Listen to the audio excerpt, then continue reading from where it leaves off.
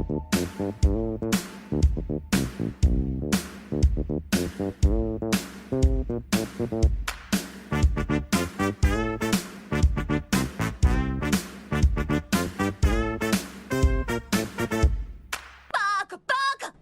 everyone, welcome to the Weeb initiative. I'm your host, The Weeb.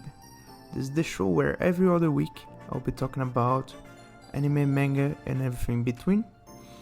This week I'll be talking about, following my last episode about the Idolmaster, I'll be talking about the next best thing, Love Live Idol School Project, meaning the first group of Love Live. By now we have Sunshine, and I think the third group, the third series, has already been announced. I don't remember the names, but anyway, before I get into it, disclaimers, spoiler alert, as always. I'll be talking about the first season a lot because I don't vibe with it, and I'll talk about the whole story and all, but there are no twists and turns, no surprises, so there's not really a problem with it. So let's get into it, right? So about stats. First things first, Love Live is a multimedia project headed by Bushiroad, from what I gathered from my research. Bushiroad, if you don't know, they do card games such as Cardfight Vanguard, Wage Wars, and some others. And the anime series for Vanguard. And they do a whole lot of anime and stuff. For music, as Love Live is a project about music, right? Idols and things. The music part is headed by Lantis, which is a known character in the music scene for anime. They did the music part of the Infinite Stratos and some others. I can't remember really a whole lot of examples out of my head, but right now Infinite Stratos and some big names actually, but I don't actually remember right now. So the first season went through beginning January 2013 and then in March 2013. Then there was a game released, a mobile game called Love Live School Idol Festival in April 2013. And then the second season was released in April 2014 and went through July 2014. So basically 1 year between the two seasons and the whole story of the first group. So now that I got the stats out, I don't actually need to give so much stats. I mean, I don't know if it has already come through my voice, but I don't vibe too much with Love Live in general, and I'll get to that. But first things first, story-wise, what is Love Live about? Love Live is about, and this is, I mean, the first time when I rewatched it, I was like, what in the like, it is ludicrous, but actually I'll get to that in a minute. So let's go. There's this girl, Honoka. She becomes the leader of the idol unit and all. But the thing is, the school is going to close down, and she wants to help it to prevent the school closing down. So how does she? How can she help? And the thing is, if there are no students to get into the school, no applicants, then the school can't go on. So okay, and she goes to this live show kind of thing, live performance of a school idol group called A-Rise. that is the main, let's say, idol antagonist for the whole series. Although they are not really antagonists, it's more of a rivalry, a friendly rivalry, I would say. And then she gets the idea, oh, let's make a idol group for our school. Maybe we get more people. And then she starts, right?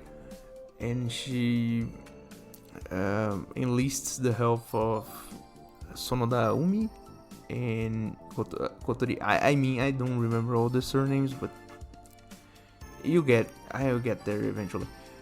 And so Umi and Kotori get together with Honoka, and they try to scramble around to get their first, let's say, life for the school. And then we get presented with the characters that eventually come to help the group later or become part of the group.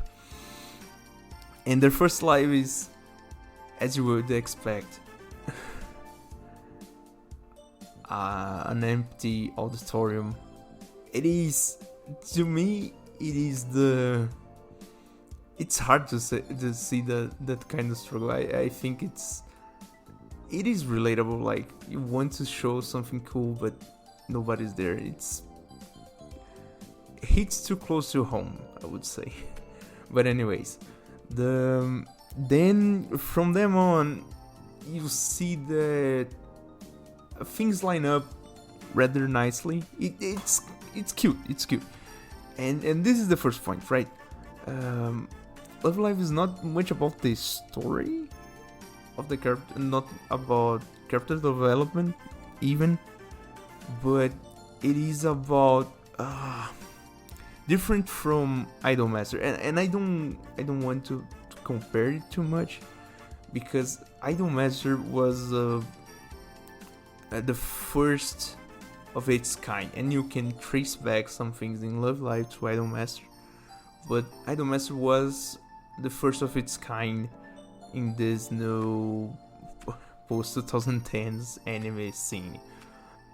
And Love Live is not an anime about idols, actually, in my opinion.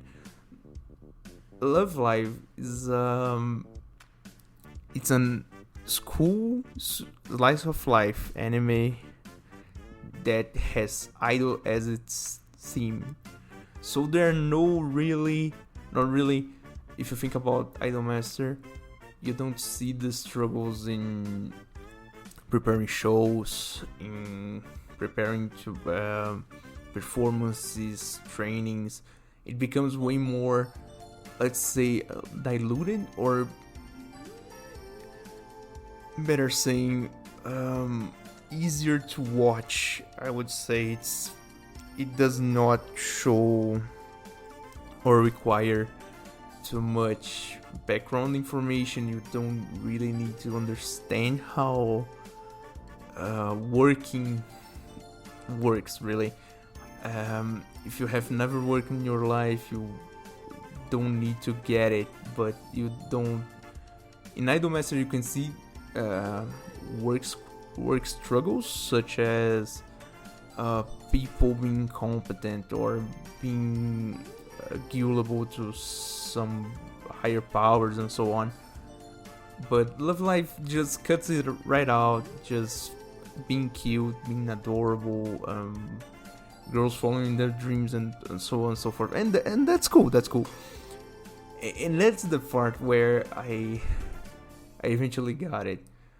So throughout the first season, you see the struggle of the first three to find somewhere to practice, get the support of the student council that is, for the most part of the first season, the antagonist to their efforts.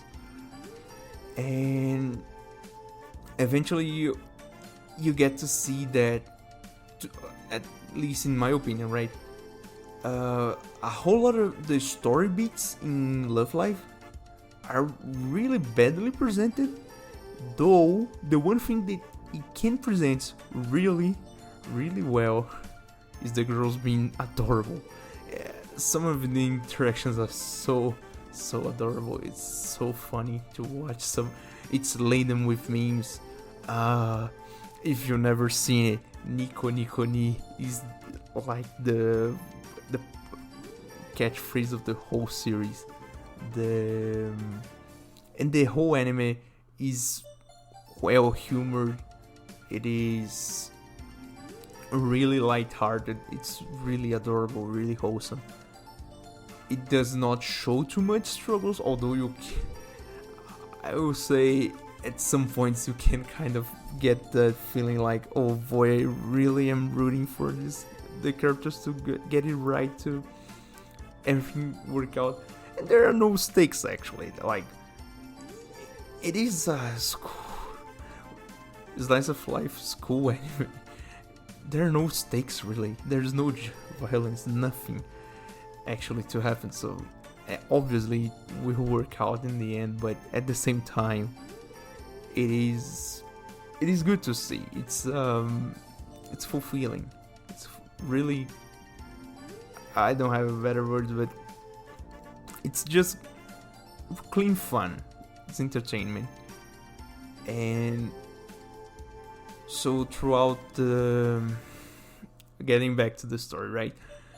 So they eventually get the other members of the group. So first is Hanayo, that's the first year student that really wants to be an idol.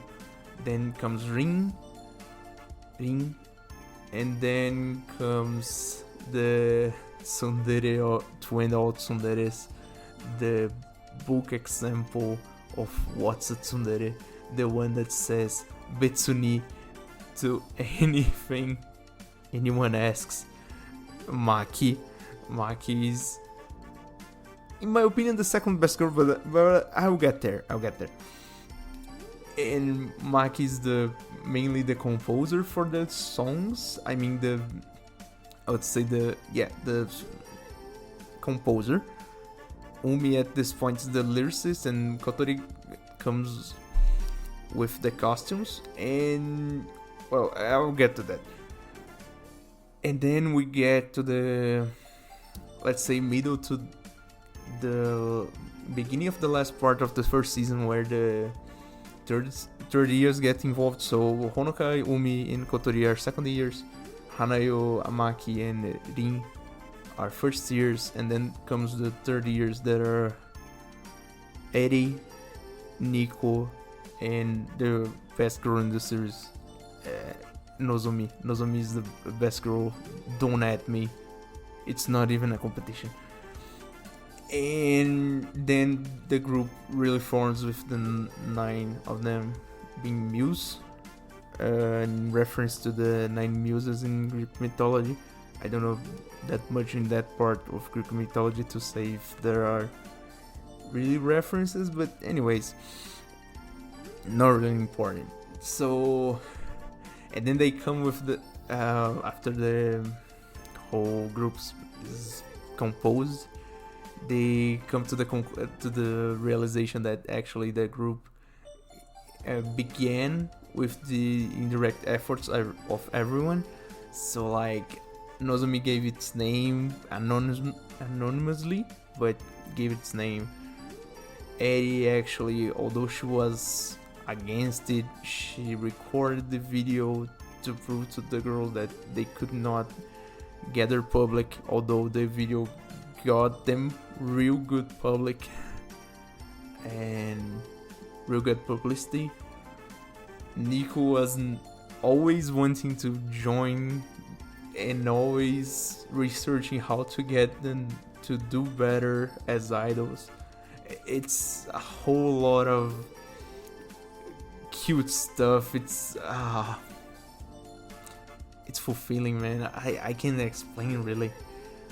And then the bad part happens, and then that's the bad part. So we get to the first Love Life, and then they start training a lot to get to the. So Love Live is this thing where it's this competition for school idols The first one at the very least is really bad explained. I'll get to that. At the end of this first season, they get to this part where the girls are already in a group and all, and they want to grow bigger, and at this point, right, the school is kind of already saved. Just saying it, so like we are at episode 9, I think, and then the school's kind of already saved, and then they see this news about Love Live. Love Live is a competition for school idols to get coverage, national coverage in Japan, and so on and so forth. So okay, next thing you know, they are trying themselves out, training, rehearsing, and all.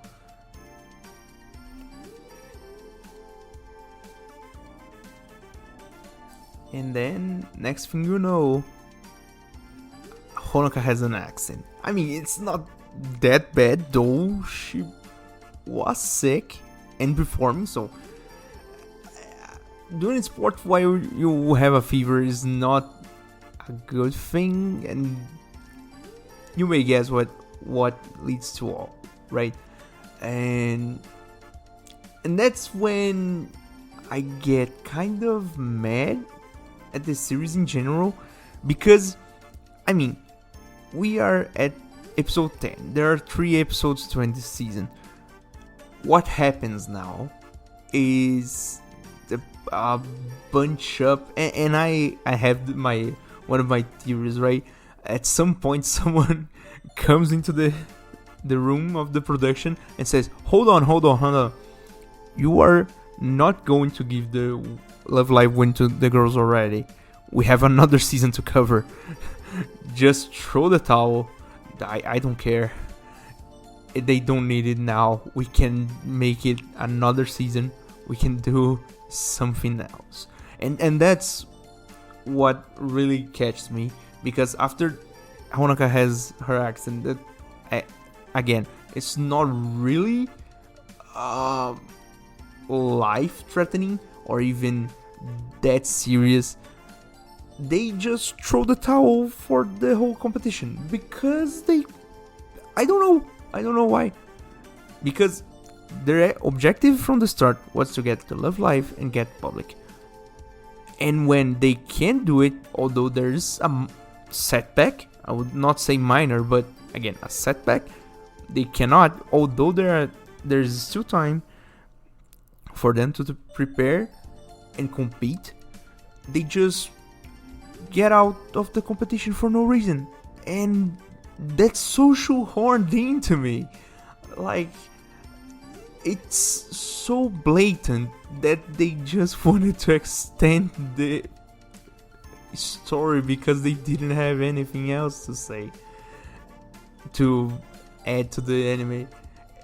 And that makes me mad, because the next thing you know, there is the end of season drama that is bunched up with this thing about throwing the towel in the first Love Live, and I hated it because it's so shallow, so shallow. So apparently, for no other reason, nothing foreshadowed, Kotori wants to go abroad to study for design, let's say fashion design and other stuff. But she didn't tell anyone.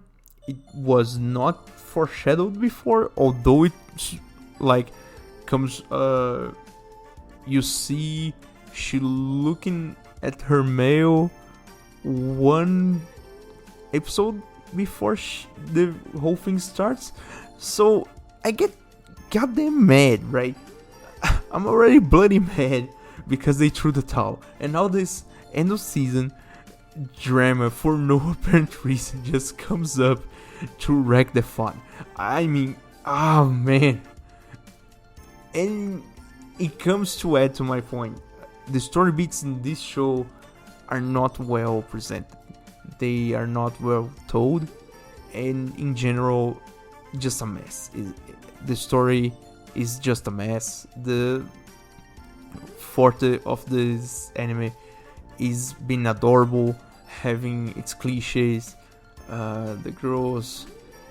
There's the onsen episode, there's the beach episode, there's the festival episode, I think. Oh, now that I think about it, I think not.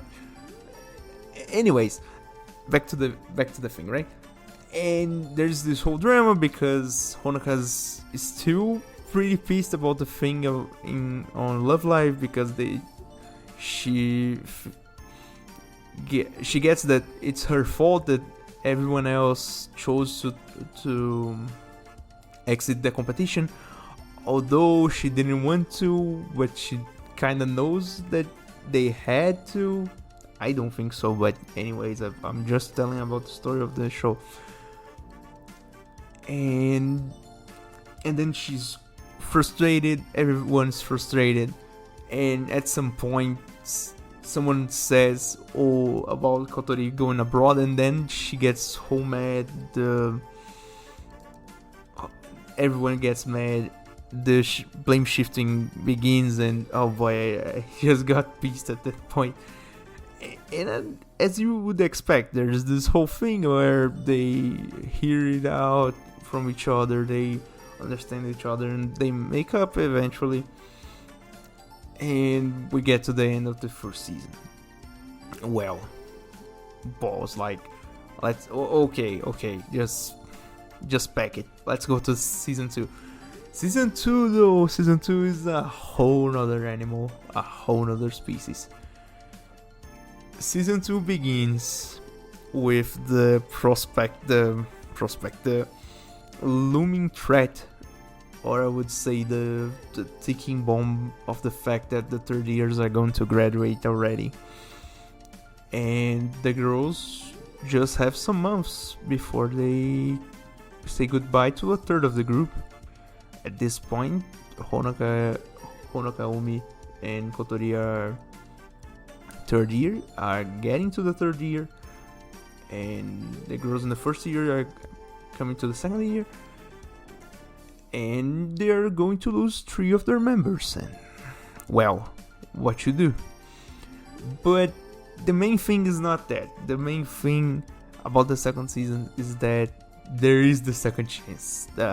For some reason, in the span of less than a year, the organizers just decided, well, let's make another Love Live because the first one was so great.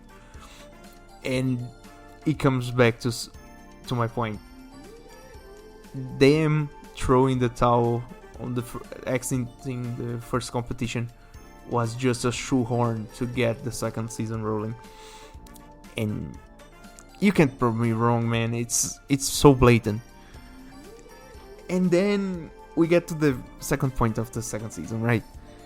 They begin this thing where, and it's really traceable back to the Idolmaster. I would say it's straight up copied from, though it's not well presented as, that they begin to cover the traumas and struggles of each of the girls.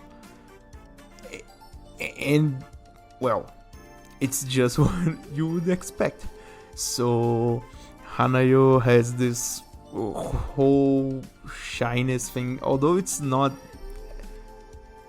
does not become an inferiority thing like some of the girls in Idolmaster, but you can see that she's shy, she cannot communicate well and all. And then there's Rin, that sees herself as too boyish to make girl stuff and all. And then Nozomi with her strange conditions, living alone without parents and all. Eri has this whole set, I don't know how to say this in English, but basically her bar for excellency is set too high to understand other people. So she has this to understand that other people does not get to that point and all. And it goes from there. Not all the girls are covered.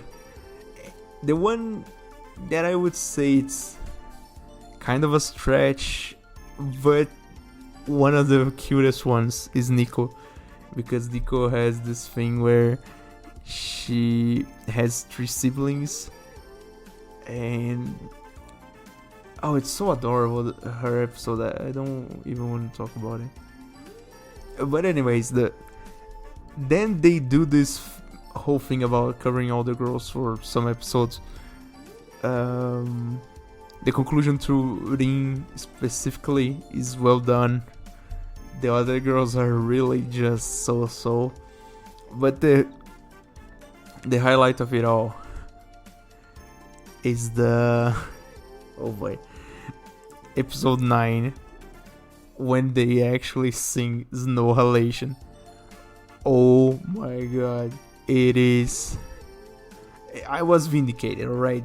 This whole thing about covering the idol anime that I like, that I have watched actually. Anyways, I won't review something that I don't like in this show, most probably. And this whole ordeal about me researching all this idol anime from years ago began with Snow Halation remix with Replay, and how I was vindicated to listen finally to Snow Halation in the anime. Although I would say I prefer the remix, but that's just me. So anyways, back to the story. So they actually get in Love Live. They beat A-Rise, which is it's not well presented actually, in my opinion. I would prefer if they have shown the victory being granted to them, they actually winning, but the episode ends with them singing the opening for the second season. And I mean, it's okay, but not really. I mean, it's not good for me, but I could see someone else liking it. Oh, actually, now that I remember, I need to add from this change of years, Honoka has become the student council president. Umi has become the vice president, and Kotori is the secretary, I think. They never actually say her role though. Anyways, and then Love Live continues. They actually win. They actually win the whole competition, and it is fulfilling. It's nice to see that whole energy, the scene about where they go to do the last show, and at this point, right, there is this whole sentimental thing about the third years actually graduating, and they eventually decide that Muse is going to retire, because Muse is a combination of the 9 of them, and without 3 of them they could not continue as Muse. And to me, that's pretty fair. I think you could continue, though it would not be the same thing. I could kind of reference the fact that Black Eyed Peas is not the same thing without Fergie, but that's a whole nother stretch of land, a whole nother discussion. Not important to this podcast. And back to the thing. So they do the last live. It's so cute. And then this is episode 12, right? There are 13 episodes. And then episode 13 is just a whole episode about passing the baton to the next generation for that school. Again, Sunshine and the first Love Live are not connected directly. They're not the same school, not the same characters, nothing of the kind. It's again, traceable back to the way they did Idol Master, that not all the Idol Masters are directly connected, though they're in the same universe. They are never the same production company, but you can see the Easter eggs of the other idols and so on and so forth. So episode 13 is the passing of the next generation. So you see Honoka in the second years in the student council. You see that idol research club that Nico had is passed down to Hanayo, who's the next most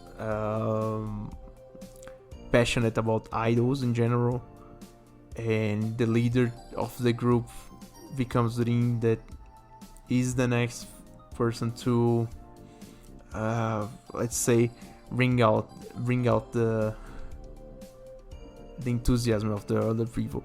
And that's, I think, now that I covered the whole history, I think it's good to make a point and say something about the girls, right? From research, and well, I've talked about the whole history. Now I want to talk about the girls in separate. So first off, right, in researching this episode, I came across a review from back then that said actually the characters are shallow and the story is shallow, and that's true. That is the most exact truth. But at the same time, I don't think you should watch the anime that way. The anime is so lighthearted, so adorable, so wholesome. The just cute things. It's what we call a moevlog. It's just cute. You do not need to actually think about it. But back to what I was saying. So about the girls. Kotori. First I will talk about the second years because they are the first ones, right? So Kotori is the most, I would say, muted of the whole group. Her lines, I think, are counted in... Really, you can count on your hands the number of lines she has throughout the whole series. Except for the ending of season 1, which is shoehorned as all heck and all. But the thing is, Kotori is... It's shallow. You cannot really make out anything out of it. She's the one who prefers not to enter in conflicts, though you could say it's never really explained anything. The two that are the main characters, let's say, throughout the most of the series, Umi and Honoka. Honoka is obviously the main character of the whole series, but anyways, Umi and Honoka have this relationship about being best friends, although they clash a lot because Honoka is laid back a lot and Umi is so uptight. It hurts. About the first years, Maki just carries the whole series behind her back because she's so adorable, as the textbook example of a tsundere. Every time she says Betsune, it's just that sense of accomplishment. Like, goddamn, that's the thing that keeps me going. But her situation is never really explained. She also does not have any development throughout the whole series. Again, pretty shallow. Rin has the best of I would say the best character development of the whole series. You see her getting, actually, although it's not really a struggle, she eventually gets to the part where she understands how to manage the fact that she sees her as too boyish to do girl things, but she's still a girl and she can do what she wants. Hanayo has it begins as a spark of something towards cartoon development, but it never comes out. From what I can gather, they kind of skid around it, and at the part where she's really passionate about idols, she's obsessed, and there are the cliche lines that eventually get to her. That is the love for rice that I don't actually get, and the thing where she looks at her phone when something happens, and Daihenda, and that's the whole stitch. For the third year, they tried already. They tried too much in the second season to make them really well developed characters. Although, in my opinion, they tried too hard and came too short. Eddie has an okay arc in the first season, but in the second season it's never really touched upon, and it's not really well developed. Nozomi just does not give a straight answer to anything, so her arcs, no. Although they tried to waste one episode on her, it's never really explained. Nothing ever comes out of it. There's no relation comes out of it eventually, but that's a whole thing with all the group and all. It's not actually her involvement that comes out with it. And Nico actually had I would say a good arc. It's strange. It's kind of stretch of a struggle. Although to me, I can see that, and it's cute. It's adorable. And now, as I said already, one thing that Love Live does best is showing adorable things. It's the girls being adorable, the memes getting made in front of your eyes. That's what the series is about. So now that I talked about it, I need to touch on the technical stuff. And this is where I will... Oh boy. So, the studio that made the animation for this is Sunrise. From what I gather, they leave off Love Live, although they did some other stuff. They leave off Sunrise of Love Live, sorry. And one thing that I really want to get home is that at first I did not notice it, though in the first season they use a whole lot of 3D animation for the dance scenes. So all the dance in the clips are made in 3D except for the close-ups. So anything that covers more than half of the body of any one girl is made of 3D, and goddamn, it's so ugly. It shows the age of the anime. It is so ugly. It's so bad that in the second season you can clearly see that they tried a lot to get away from it. They use it a whole lot less. Be it on the opening, be it on the dance scenes in the middle of the anime, and so on and so forth. They really used too much 3D in the first season. It really got to me. It's so ugly, man.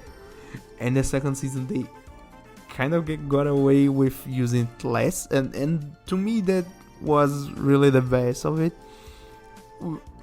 Which is kind of I could say it traces back to Idolmaster, because Idolmaster also used 3D, although they did not use it so much. They used it sparingly.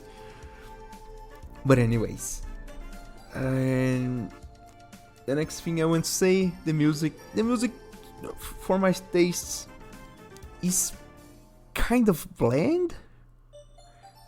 I mean, even Snow Halation, after listening to it in the anime, it came out to me like, yeah, but there's no drop, there's no soul. At some point I just felt like all the songs are the same, right? And I was like, man, that's a bummer, because there's no reason to listen to this at all. I mean, and again, I don't want to compare this to Idolmaster, although I have to. Not even the openings are good. I don't actually remember the openings, and I mean, Darling the Franxx has a better opening than this, and goddamn, that opening is trash.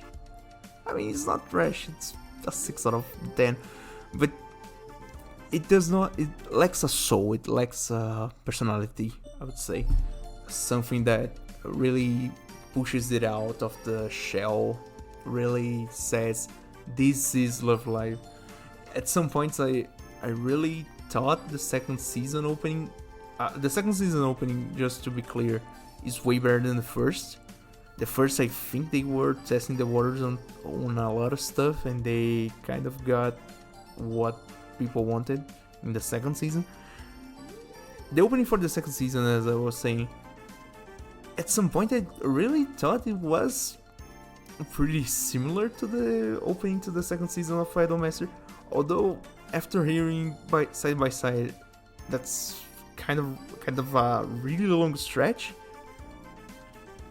but still you can see something there. And well, after 40 minutes of me saying all that, what do I think about the whole thing, right? So Love Live is an anime. It's a good anime. The ships are real. The girls are adorable. I could, to me, Hanayo in specific is the most adorable for them all. It's so cute. She's just so cute. Maki really does carry the whole series on her back, because she's the best tsundere you can find. But at the same time, from 9 girls, one carries the whole thing, and then you kind of stay like, well, what then? There are 9 girls, but actually just one really pushes it up. What do you do with the rest? And to me, that's the thing, right?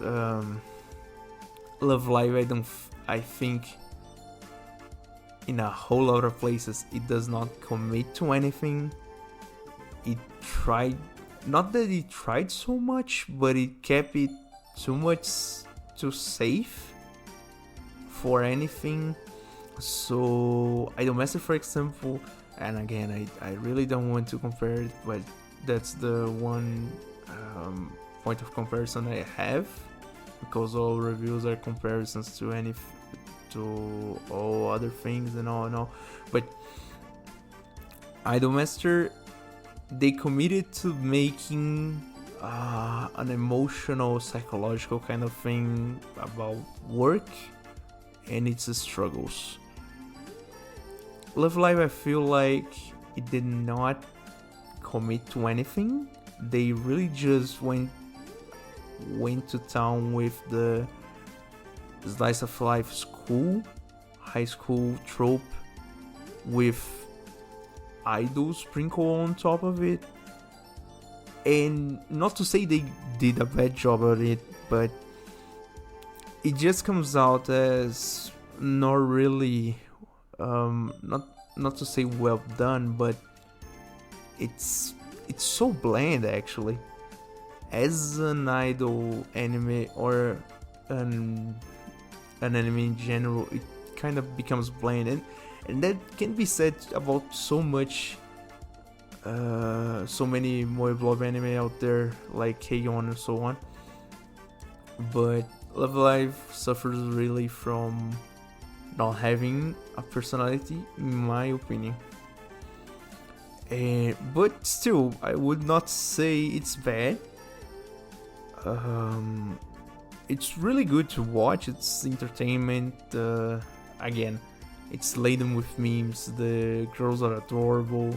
The interaction, it's so cute. They try to ship the girls so hard. It becomes way more blatant in the second season, but the ships are so real, man. You can see all the doujinshi being created through the screen. It's something else, and in general, it's a good experience. Just a side note, I will leave again the link to the thing that spawned this whole ordeal about watching anime stuff again. Shout out to Damon, our savior. I think that's how you pronounce its name. Well, that's that. The shout outs made. And after this rant about 9 girls singing and dancing and 3D animation being bad for anime in general, thank you for listening. If you have comments, collabs, or concerns, please, I have my mail in the description. If you are listening on Spotify or Apple, please follow me. Please rate my content. If you are on YouTube, please subscribe and ring the bell, give a like, that whole stuff. I'm trying to get this show to... I mean, this dream is to live off this, right? So, anyways, and thank you for listening. I'll see you in the next one. Bye.